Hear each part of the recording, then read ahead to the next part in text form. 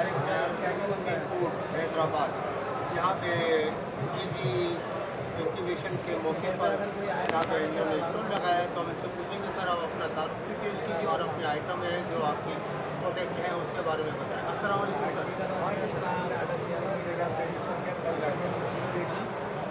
आज हम dry nuts product by Alsufi foods की तरफ से लेना मौजूद है यहाँ पे। इसमें हमारा जो एक बेसिक जो फूड है वो है ड्राई नट्स यानी देसी चना, जो कि हमारी अपनी प्रोडक्शन है। सिंध की सौगात है, हैदराबाद की सौगात है और एक बेहतरीन लेवल पे जो हम काम कर रहे हैं देसी चना है।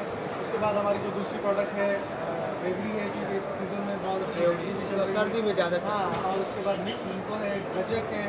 गजक हम नौजवानों ने कभी सुना ही नहीं गजक का नाम, ठीक है। और गजक जब तिल होते हैं बेसिकली ये, और उसके बाद और भी यानी ड्राई फ्रूट्स हैं और बहुत ज़्यादा चीज़ें हैं। मैं सबको हैदराबाद की आवाम को, कराची की आवाम को इनवाइट करता हूँ कि आप आएँ और विज़िट करें। और हमारे सोशल मीडिया पे भी आप ऑनलाइन भी मंगवा सकते हैं देसी चने। Thank you.